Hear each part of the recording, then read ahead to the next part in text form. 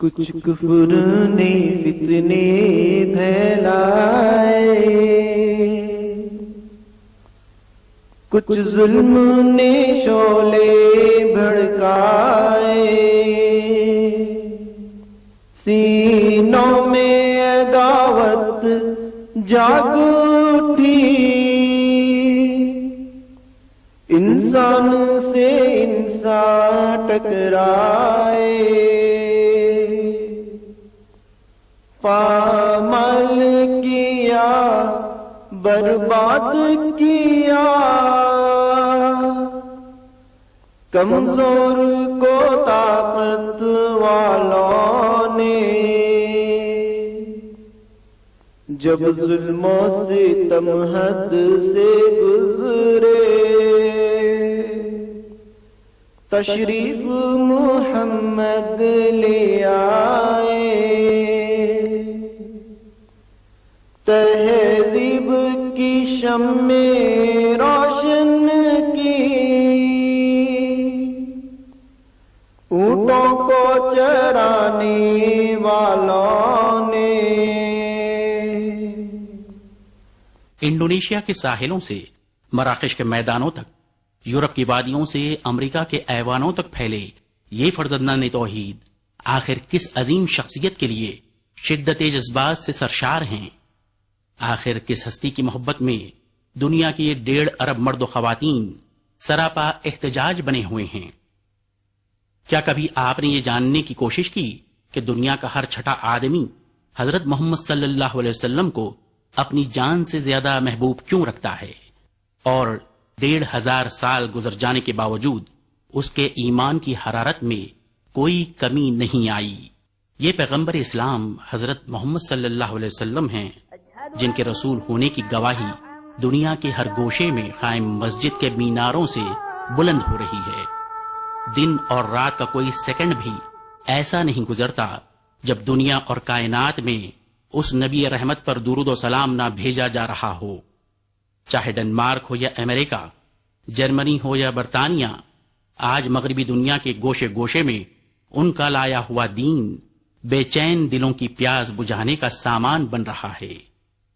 Encyclopedia بریٹینیکا ان کے بارے میں یہ اعلان کرتی ہے کہ محمد تمام پیغمبروں اور مذہبی شخصیتوں میں سب سے زیادہ کامیاب ہیں۔ مائیکل ہارٹ انہیں دنیا کے 100 کامیاب ترین افراد کی فہرست میں اول نمبر پر رکھتا ہے۔ تھامس کارلائل تمام مذہبی شخصیتوں میں آپ کو ہیرو آف دا ہیروز قرار دیتا ہے۔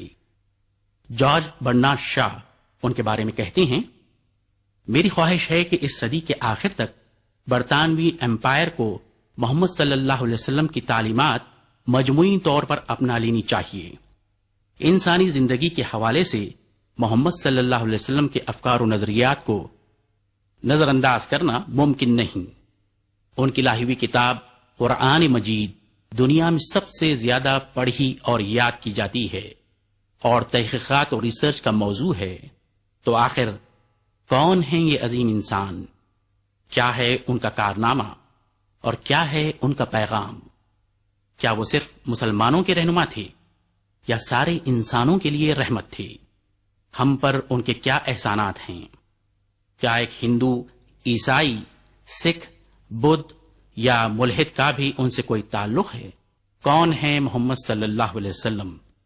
یہ جاننے کے لیے ہمیں 1,500 برس پہلے کی دنیا پر ایک نظر ڈالنی پڑے گی۔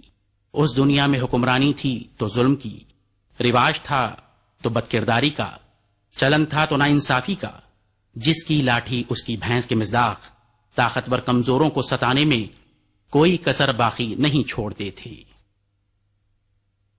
ہندوستان میں چکرانت، وام مارگی، مسک ڈنڈی جیسے فرقوں نے وحشتوں کا بازار گرم کر رکھا تھا۔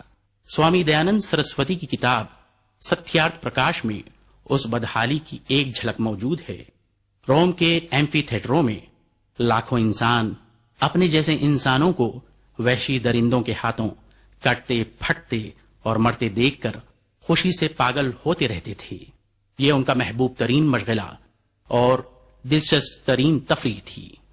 خود سرزمین عرب دنیا کی ہر بد اخلاقی اور انتشار کا مرکز بنی ہوئی تھی۔ ایسے دور میں مکے میں محمد صلی اللہ علیہ وسلم کا جنم ہوا۔ وہ یتیم پیدا ہوئے، 40 سال کی عمر تک ایک عام انسان کی طرح زندگی بسر کی، عام لوگوں کی طرح تجارت کرتے رہے۔ آپ دنیا میں جاری ظلم و بربریت دیکھ کر اندر ہی اندر کوڑتے رہتے تھے۔ پھر ایک دن جب وہ غار حرا میں اپنے خالق و مالک سے لو لگائے بیٹھے تھے کہ اللہ کا فرشتہ آیا اور انہیں نبوت کی بشارت دی، اور پھر اللہ کا پیغام نازل ہونا شروع ہو گیا۔ بسم اللہ الرحمن الرحیم۔ اقرأ باسم ربك الذي خلق خلق الإنسان من علق اقرأ وربك الأكرم الذي علم بالقلم علم الإنسان ما لم يعلم۔ محمد صلی اللہ علیہ وسلم نے اس پیغام کو عام کرنا شروع کیا۔ سارا مکہ ان کا مخالف ہو گیا، ہر طرح سے ان کو ستایا گیا۔ اپنی ہی زبان سے حضرت محمد صلی اللہ علیہ وسلم کو امین و صادق کہنے والے مکے کے لوگوں نے انہیں شہر چھوڑ کر مدینہ جانے پر مجبور کر دیا۔ ان سے جنگیں لڑی گئیں۔ ساری دنیا کی مخالفت اور شدید مصائب و مشکلات کے درمیان حضور صلی اللہ علیہ وسلم نے 23 سال جدوجہد کی، اور جب 63 سال کی عمر میں دنیا سے رخصت ہوئے تو سرزمین عرب کی کایا پلٹ چکی تھی۔ دنیا کے بدترین وحشی ایک نئی تہذیب اور سبھیتا کے بانی اور مشل بردار بن گئے۔ لڑکیوں کو زندہ دفن کرنے والے دنیا بھر میں ان کے رکھوالے بن گئے۔ اونٹوں کے چرانے والے تہذیب و تمدن کے پیام کو لے کر دنیا کے کونے کونے میں پہنچ گئے۔ سچائی، انصاف، امن، بھائی چارگی، مساوات اور حقیقی جمہوریت کی اعلیٰ قدریں عام ہوئیں۔ یہ انسانی تاریخ کا تیز ترین اور حیرت انگیز انقلاب تھا۔ اس انقلاب کا راز تلوار کی نوک نہیں بلکہ کردار کی پشت پناہی تھی۔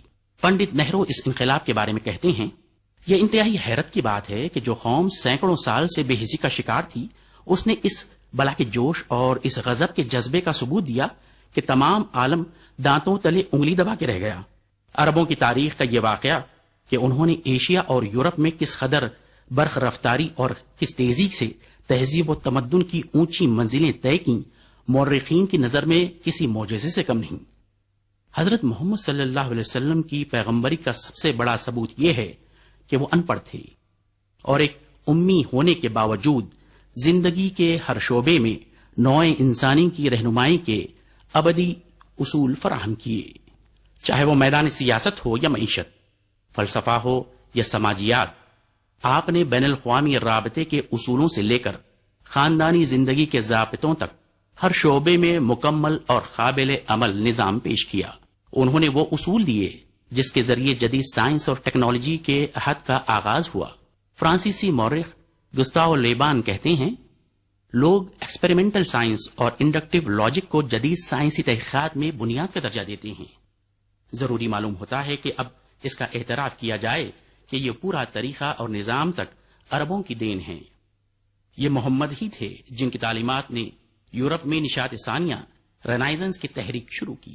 مارٹن لوتھر نے جب یورپ میں جمہوریت، آزادی، برابری اور حقوق انسانی کے خیالات پیش کیے تو اس کے افکار پر اسلام کے اثرات اتنے واضح تھے کہ اس کے مخالفین نے اس پر مسلمان ہو جانے تک کا الزام عائد کیا۔ رابرٹ بریفالٹ لکھتے ہیں کہ یورپ کی ترقی کا کوئی شعبہ اور کوئی گوشہ ایسا نہیں ہے جس میں اسلامی تمدن کا دخل نہ ہو اور اس کی ایسی نمایاں یادگاریں نہ ہوں جنہوں نے انسانی زندگی پر گہرا اثر ڈالا ہے۔